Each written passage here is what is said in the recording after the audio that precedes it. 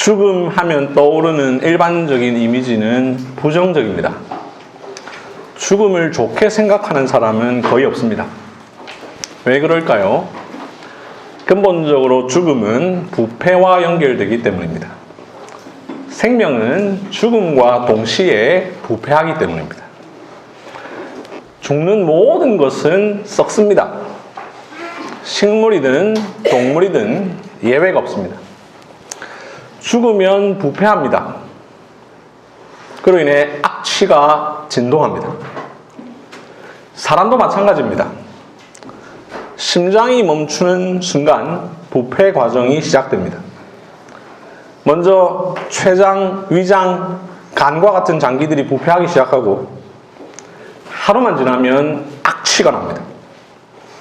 이후에 세균이 온몸에 퍼지며 피부와 조직이 썩기 시작합니다. 한 주만 지나면 시체는 형체를 알아보기 힘들 만큼 변형되고 냄새도 극심해집니다. 이런 현상은 기온이 높은 지역일수록 더 심하고 빠릅니다. 죽음 하면 떠오르는 장소는 어디입니까? 요즘은 화장이 대세이지만 매장이 대세이던 시대의 죽음의 장소는 무덤입니다. 그렇다면 무덤의 이미지는 어떻습니까? 무덤은 예로부터 산에 있습니다. 장례식장과 화장장은 도시 외곽에 있습니다. 벽제, 수원, 연화장 등이 그렇습니다. 모두 사람이 사는 곳과 제법 떨어진 곳에 있습니다. 조선시대에는 사대문 안에는 무덤을 쓸 수 없었습니다. 한양에서 한참 떨어진 곳에만 무덤을 쓸 수 있었습니다. 그래서 왕가의 무덤인 태릉, 정릉, 설릉, 한릉 등은 지금은 비록 서울이지만 당시에는 도성에서 한참 떨어진 외곽이었습니다. 마무리 공동묘지 역시 마찬가지입니다. 절두산과 양화진에 있는 순교자 무덤 역시 조선 말기에는 서울에서 한참 떨어진 변두리였습니다. 왜 그런 곳에 있습니까? 죽음의 이미지 때문이죠. 님비 현상이라는 말이 있죠. 공공을 위해서 꼭 필요한 것이지만 적어도 내 집 주변에는 안 된다라는 주장입니다. 쓰레기 소각장, 교도소, 정신병원, 발전소 등에 대해서 그렇게 주장합니다. 장례식장이나 화장장, 납골당, 무덤도 님비 현상으로 인하여서 기피되는 대표적인 시설입니다. 이렇게 죽음의 장소인 장례식장, 화장터, 납골당, 무덤의 위치는 죽음의 이미지를 잘 보여줍니다. 사랑하는 성도 여러분, 여러분에게 죽음의 이미지는 어떻습니까? 그리스도인에게 죽음은 세상 사람과 다릅니다. 기독교인에게 죽음은 부패, 썩음보다 거룩입니다. 영화입니다. 그리스도인은 죽음과 동시에 완전히 거룩해지고 죽음과 동시에 영혼의 영화 상태에 이릅니다. 그리스도인은 죽음으로 모든 게 끝나지 않습니다. 죽어도 삽니다. 죽음 이후 영원한 삶이 보장되어 있습니다. 그래서 죽음을 통해 생명을 바라봅니다. 죽음 너머에 있는 부활을 고대합니다. 그리스도인은 죽음을 멀리하기보다 죽음을 가까이 합니다. 죽음을 꺼려하기보다 죽음을 소망합니다. 왜 그렇게 되었습니까? 하나님께서 죄와 허물로 죽은 우리를 구원하셨기 때문입니다. 예수님이 죽으셨다가 다시 살아나셨기 때문입니다. 우리 주 예수님께서 죽음을 이기시고 정복하셨기 때문입니다. 무덤에 묻히셨던 예수님께서 부활하셨기 때문입니다. 그리고 또 다른 이유가 있습니다. 오늘 설교의 제목처럼 예수님은 죽음을 거룩으로, 무덤을 지성소로 바꾸신 우리의 대제사장이시기 때문입니다. 이 사실을 오늘 읽은 본문을 통해서 함께 살펴보겠습니다. 십자가에 달리신 예수님이 죽으셨습니다. 예수님의 죽음을 본인이 확인했고 아리마대 사람 요셉이 예수님의 시체를 가져갔으며 니고데모와 함께 장사 지냈습니다. 그렇게 해서 예수님의 시체는 죽음의 장소인 무덤으로 옮겨집니다. 이러한 내용을 다루고 있는 오늘 본문은 이 무덤이라는 단어를 여러 번 강조하는데요. 19장 41절을 보시면 아직 사람을 장사한 일이 없는 새 무덤이 있는지라 19장 42절 또 무덤이 가까운 고로 예수를 거기 두니라 20장 1절 막달라 마리아가 무덤에 와서 돌이 무덤에서 옮겨진 것을 보고 20장 2절 사람들이 주님을 무덤에서 가져다가 어디 두었는지 우리가 알지 못하겠다 20장 3절 베드로와 그 다른 제자가 나가서 무덤으로 갈새 4절 먼저 무덤에 이르러 6절 시몬 베드로는 따라와서 무덤에 들어가 보니 8절 그때야 무덤에 먼저 갔던 11절 마리아는 무덤 밖에 서서 울고 있더니 울면서 우으려 무덤 안을 들여다보니 이렇게 이 짧은 구절 안에 무려 11번이나 무덤이 언급됩니다. 무덤을 강조하고 있으면 곧 죽음을 강조하는 것입니다. 무덤은 죽음을 가장 잘 보여주는 장소입니다. 무덤의 주인은 죽음입니다. 무덤의 주인은 죽은 자입니다. 죽은 자 외에 그 누구도 무덤에 있을 수 없습니다. 그러니 예수님이 무덤 안에 계신 것은 곧 예수님이 죽으셨음을 분명히 합니다. 요한복음 19장은 이 무덤에서 어떤 일이 있었다라고 말합니까? 요셉과 니고데모가 예수님을 장사 지냅니다. 39절을 보시면 니고데모가 몰약과 침향 섞은 것을 100리트라쯤 가지고 왔다고 되어 있습니다. 이게 어느 정도인가 나눠주에 보니 1리트라가 약 327g입니다. 근데 100리트라는 32,700g, 즉 32.7kg입니다. 어마어마한 양의 침향을 가지고 왔습니다. 그리고 40절을 보면 유대인의 장례법대로 그 향품과 함께 세마포로 예수님의 시체를 쌉니다. 이날은 준비일, 즉 금요일입니다. 요한복음 20장은 이 무덤에서 어떤 일이 있었다고 말합니까? 1절을 보면 안식 후 첫날입니다. 일요일입니다. 예수님이 죽으신 시점이 금요일 오후 3시경이요. 이때가 일요일 새벽이니 예수님의 시체가 무덤에 있었던 시간 대략 40시간 정도 흘렀습니다. 앞서 설교의 서론에서 말씀드렸습니다만 사람이 죽고 나면 하루만 지나도 악취가 납니다. 장내 상태, 온도와 습도에 따라 다르겠지만 죽은 나사로의 무덤에서 마르다가 주여 죽은 지가 나흘이 되었음에 벌써 냄새가 나나이다 라고 말한 것을 생각해 보면 예수님의 무덤 안에서도 마찬가지의 상황이어야 합니다. 당시 이스라엘의 무덤은 바위에 판 동굴 형태의 돌 무덤이죠. 그리고 입구를 큰 돌로 막아두었기 때문에 통풍이 잘 안 되어서 냄새가 나야 맞습니다. 그런데 어떻습니까? 20장 1절을 보니 무덤 입구를 막은 돌이 무덤에서 옮겨졌습니다. 2절을 보니 예수님의 시체가 없습니다. 5절부터 7절을 보니 예수님을 쌌던 세마포는 있는데 예수님의 시체는 없습니다. 분명 시체가 썩고 있어야 합니다. 악취가 풍겨야 합니다. 그런데 악취는커녕 시체가 없습니다. 시체는 없는데 예수님을 쌌던 세마포는 남아있습니다.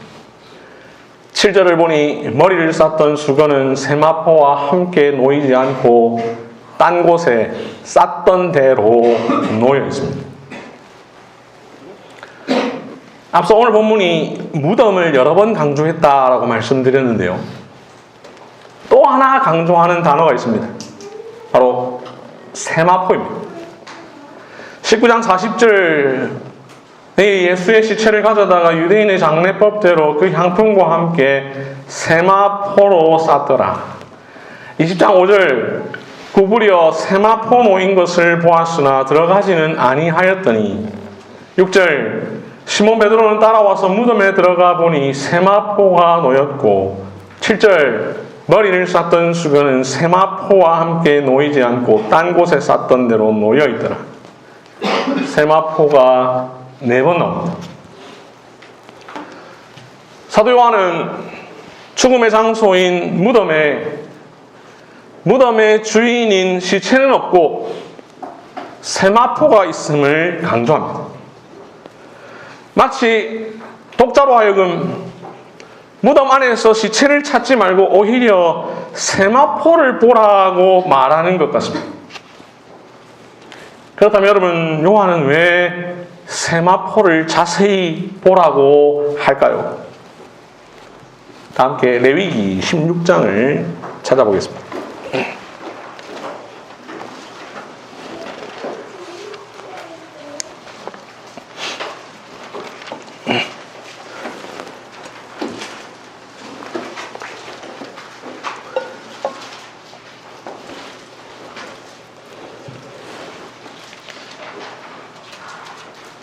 레위기 16장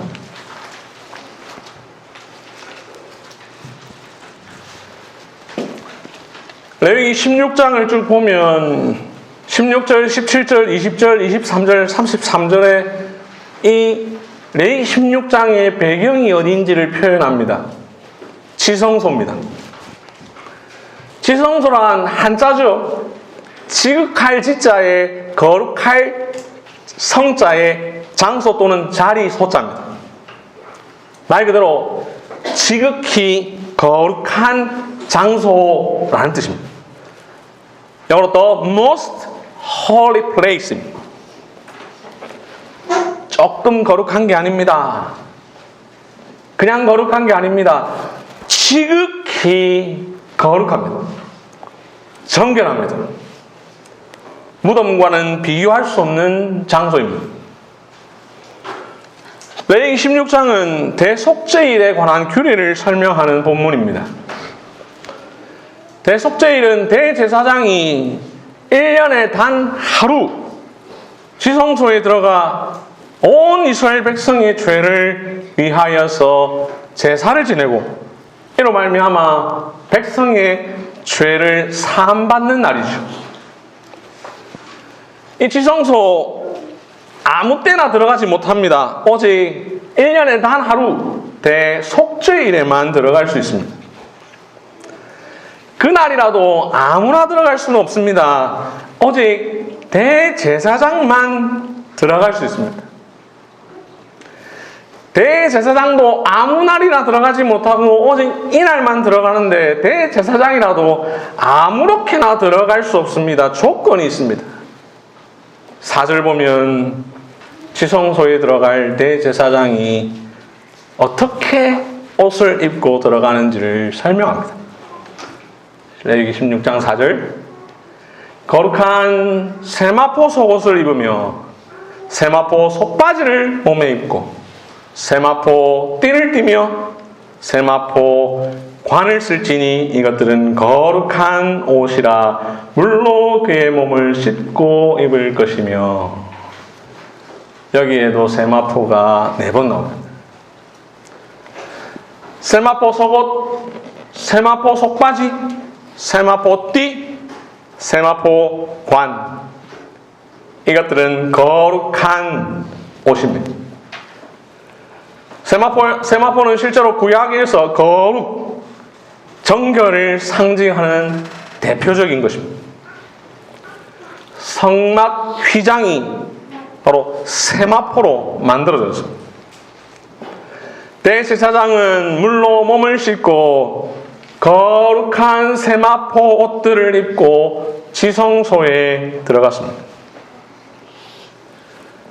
출애굽기 28장에 보면 대제사장은 평소에는 이런 옷을 입는 것이 아닙니다. 금색, 청색, 자색, 홍색 실로 된 에봇을 입고 일합니다. 그런데 지성소에 들어가는 이날 대속죄일 하루만큼은 세마포 옷을 입습니다. 속옷, 속바지, 허리띠, 머리에 쓴 관까지 모두 세마포입니다. 대제사장은 세마포 옷을 입고 대속죄일의 규례를 행합니다. 그 옷을 입은 채로 지성소에 들어갑니다. 그 안에서 온 백성을 위한 제사를 드립니다. 제사의 방법은 11절부터 22절까지에 자세하게 기록되어 있습니다. 대제사장이 지성소에서 자신이 해야 할 일을 다 마치고 나면 하는 일이 있습니다. 23절을 봅시다. 아론은 회막에 들어가서 지성소에 들어갈 때 입었던 세마포 옷을 벗어 거기 두고 세마포 옷을 입고 지성소에 들어갔던 대제사장, 자신이 해야 할 이스라엘 백성들을 위한 제사, 속죄 제사를 모두 마치고 나올 때에는 세마포 옷을 벗어 그 안에 두고 나옵니다. 예수님 우리의 대제사장이십니다. 대속죄일에 구약의 대제사장이 세마포 옷을 입고 지성소에 들어간 것처럼 예수님도 세마포로 쌓여 무덤에 들어가셨습니다. 예수님 태어나실 때에는 강보에 쌓여 구유에 누이셨으며 살아계시는 동안 사람의 몸을 옷 입으셨고 십자가에 달리셨을 때 로마 군인에 의하여 발가벗겨지셨습니다. 예수님 이제는 세마포 옷을 입으셨습니다. 예수님은 이렇게 죽으실 때에 세마포 옷을 입으심으로 우리의 대제사장이 되심을 보여주십니다. 신약의 영원한 대제사장 예수 그리스도이심을 세마포로 나타내십니다. 예수님은 세마포를 입으심으로만 아니라 세마포를 벗으심으로도 대제사장이심을 보여주십니다. 대제사장이 지성소 안에서 모든 일을 마치고 세마포 옷을 거기에 두고 나왔는데 예수님 무덤 안에 세마포를 두고 나오십니다. 부활하신 예수님 무덤에서 나와서 세마포를 벗으시는 것이 아니라 무덤 안에 벗고 나오셨고 벗으신 세마포를 무덤 안에 그대로 두셨습니다. 게다가 무덤 밖에서 무덤 안을 보면 세마포가 잘 보이는 곳에 두셨습니다. 그래서 무덤에는 갔지만 무덤 안에는 들어가지 않은 요한이 몸을 구부려 무덤 안을 보았을 때에 세마포를 딱 보았습니다. 무덤 안에 들어간 베드로도 가장 먼저 세마포를 볼 수밖에 없었습니다. 예수님 무덤에 들어가실 때에 세마포에 쌓여 들어가셨습니다. 마치 대제사장이 지성소에 들어갈 때에 세마포 속옷, 세마포 속바지, 세마포띠, 세마포 관을 입은 모습 같습니다. 무덤에서 나오실 때도 마찬가지입니다. 세마포를 무덤 안에 두고 나오십니다. 대제사장이 자기의 모든 일을 마치고 세마포 옷을 벗어 거기 두고 나오는 것과 마찬가지입니다. 무덤과 지성소 두 장소는 완전히 다르죠. 이미지가 전혀 상반됩니다. 지성소는 지극히 거룩하지만 무덤은 불결합니다. 지성소는 성스럽지만 무덤은 불길합니다. 그런데 예수님이 무덤을 지성소로 바꾸셨습니다. 죽음을 부패가 아니라 거룩으로 바꾸셨습니다. 죽음의 장소인 무덤에, 거룩의 장소인 지성소에나 벗어두는 거룩한 세마포 옷을 벗어두심으로 그렇게 하셨습니다. 사망에 대한 제사를 마치신 후에, 즉 사망을 모두 이기신 이후에 사망의 장소에 세마포 옷을 벗어두심으로 그렇게 하셨습니다. 우리 예수님이 죽음을 이기심으로 그렇게 하셨습니다.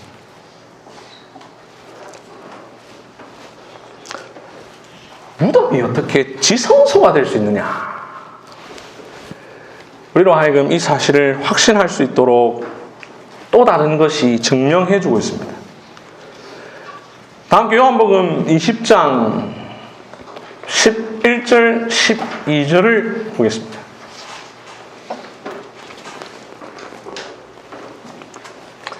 요한복음 20장 11절 12절.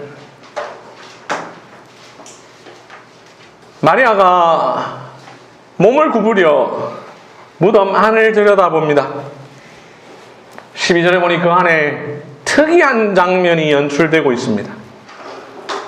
있어야 할 예수님의 시체 대신에 그 자리에 흰옷 입은 두 천사가 있습니다. 둘 중 한 천사는 머리편에, 한 천사는 발편에 있습니다. 이 모습 마치 지성소에 있는 언약궤의 모습 같습니다. 지성소에 있는 언약궤가 어떻게 생겼습니까? 출애굽기 37장 7절 9절에 보면 이 언약궤의 속죄소에 그룹이라고 하는 천사가 한 그룹은 이쪽 편에, 한 그룹은 저쪽 편에 있어서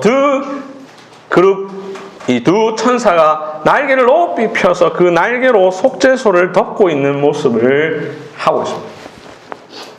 여러분들 한 번쯤 보신 그림을 떠올려 보십시오. 언약궤의 모습, 오늘 마리아가 바라본 무덤 속의 모습, 매우 흡사하게 생겼습니다. 천사가 양 끝을 둘러싸고 있는 모습.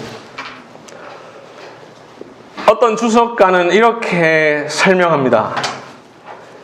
유대인이라면 누구라도 이 장면에서 언약궤와의 연관성을 놓쳐버리지 않을 것이다. 유대인, 구약성경을 잘 아는 사람이 이 구절을 읽으면 언약궤를 떠올리지 않을 수 없다라는 말이죠. 예수님의 무덤 안에 있던 흰옷 입은 두 천사는 하나님의 임재를 보여주는 언약궤 뚜껑 위에 조각된 두 천사의 모습을 그대로 보여줍니다. 즉 예수님은 묻히셔서 그곳이 무덤이 되었으나 하나님께서는 죽으신 예수 그리스도를 다시 살아나게 하시고 그 무덤을 하나님의 임재가 있는 지성소로 만드셨습니다. 이처럼 무덤은 이제 지성소, 지극히 거룩한 곳이 되어버렸습니다. 죽음의 상징이, 거룩의 상징이 되었습니다. 더 이상 우리가 사망에 대하여 종로해야 할 이유가 사라졌습니다. 예수님이 나의 대제사장이라면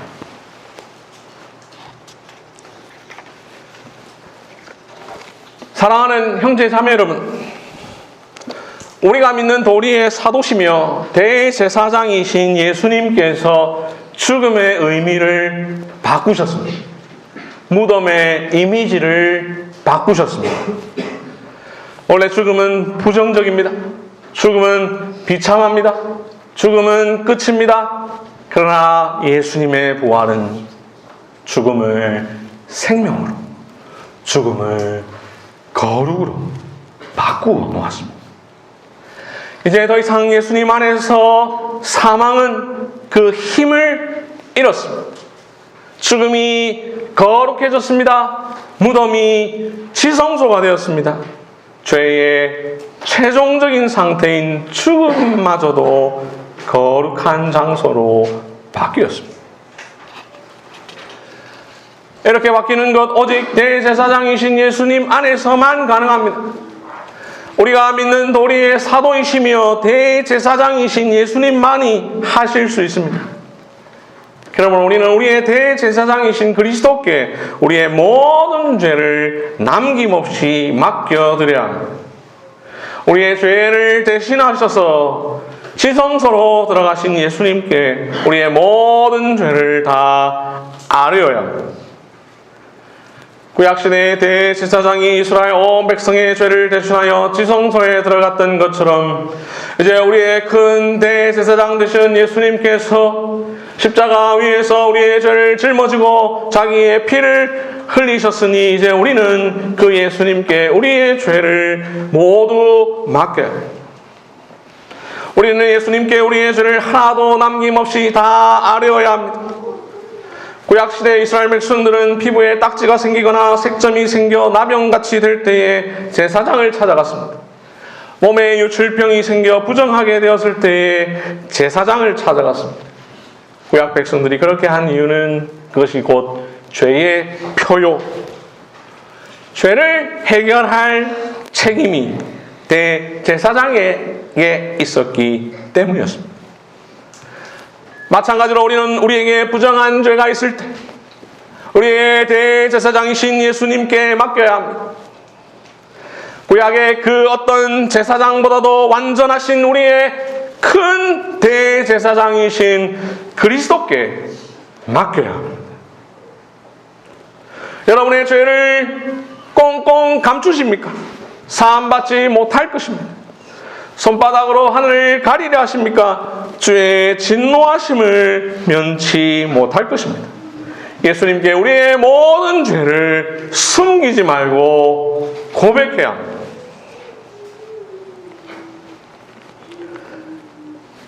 원래 우리는 죄로 인하여 비참한 자들입니다. 죄로 인해 영원히 죽은 자들입니다. 죄로 인해 무덤 속에서 영원히 갇혀 있어야 할 자들입니다. 죄로 인해 하나님의 진노와 저주를 받기에 마땅한 자들입니다. 죄의 삭은 사망입니다. 그러나 우리 구주 예수님께서 죽음을 이기셨습니다. 우리 주 예수 그리스도께서 죄로 죽었던 우리를 다시 살리셨습니다. 그렇게 우리는 비록 사망의 음침한 골짜기를 다닐지라도 두려워하지 않습니다. 사망을 이기시고 사망을 조롱하신 예수 그리스도 덕분입니다. 오히려 우리는 우리의 대제사장 예수님과 함께 사망을 조롱해야 합니다. 이렇게 말해야 합니다. 사망아 너의 이기는 것이 어디 있느냐? 사망아 너의 쏘는 것이 어디 있느냐? 우리 주 예수 그리스도로 말미암아 우리에게 승리를 주시는 하나님께 감사하노라.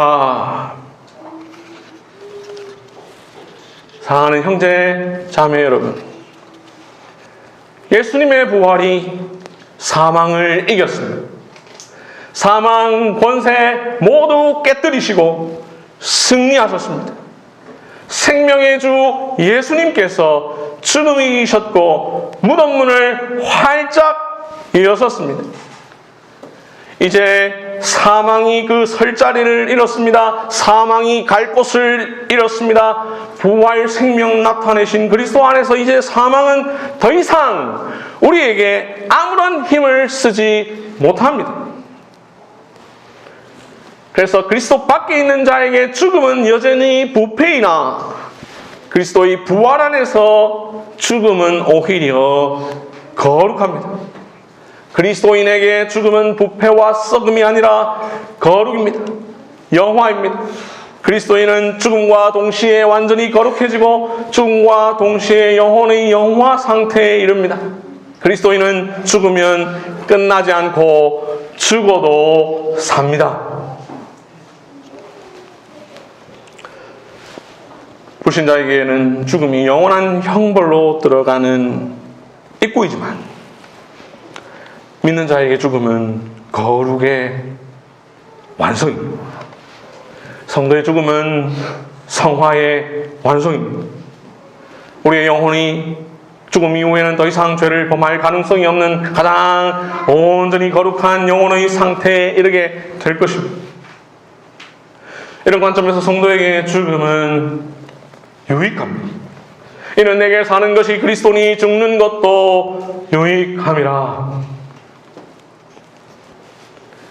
이를 위해 예수님이 죽으셨습니다. 예수님은 죽음으로 죽음을 이기셨습니다. 다이아몬드로 다이아몬드를 부술 수 있는 것처럼 죽음을 죽음으로 이기셨고 죽음을 거룩으로 생명으로 바꾸셨습니다. 예수님 이전의 죽음은 죄의 삭시요 저주의 한 부분이었습니다. 그러나 죄와 저주를 예수님께서 친히 다 우리 대신 받으심으로 죽음을 거룩으로 바꾸셨으니 이제 우리에게 죽음은 더 이상 저주가 아닌 복의 시작입니다. 청교도 목회자 존 오웬은 이렇게 말했습니다. 예수님의 죽음은 죽음을 죽이시는 죽음이다. 예수님의 죽음은 죽음을 죽이시는 죽음입니다. 로마서 6장 9절은 말합니다. 그리스도께서 죽은 자 가운데서 살아나셨음에 다시 죽지 아니하시고 사망이 다시 그를 주장하지 못할 줄을 알미로다. 사망이 예수님을 가둬두지 못했던 것처럼 더 이상 사망이 우리를 주장하지 못할 줄을 알밉니다. 그러므로 이제 우리는 죽음을 두려워하는 것이 아니라 죽음 앞에서 담대해야 합니다. 말씀을 맺겠습니다. 우리의 대제사장이요, 우리의 생명이요, 우리의 소망이신 예수님께서 죽으셨으나 부활하셨습니다. 우리 주 예수께서 죽음을 이기셨습니다. 죽음을 이기시고 영원한 생명을 누리고 계십니다. 죽으신 예수님 죽음을 거룩으로 무덤을 지성소로 바꾸셨습니다. 우리의 대제사장은 부활하셨고 하늘로 올라가셨습니다. 곧 하나님의 아들 예수시요 우리가 믿는 돌입니다. 그분을 굳게 붙잡읍시다. 죽음을 두려워하지 맙시다. 무덤에 들어가기 전 세마포 옷을 입으신 예수님은 무덤에 나오시면서 세마포 옷을 벗으시고 이후에 부활하심으로 영광과 존귀로 관 쓰셨습니다.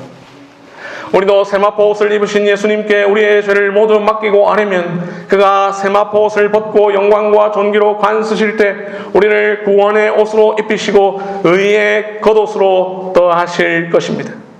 갈라디아 3장 27절 누구든지 그리스도와 합하여 세례를 받은 자는 그리스도로 옷 입었느니라. 이 믿음으로 살아갑시다. 이렇게 살아가는 우리도 마지막 때 제사장이 벗고 주님의 시체를 감쌌던 세마포를 입게 될 것이니 요한계시록 19장 8절은 이렇게 말합니다. 그에게 빛나고 깨끗한 세마포 옷을 입도록 허락하셨으니 이 세마포 옷은 성도들의 옳은 행실이로다 하더라. 그러므로 지금 이후로 주 안에서 죽는 자들은 복이 있도다. 아멘. 다 함께 주신 말씀 생각하면서 기도하겠습니다.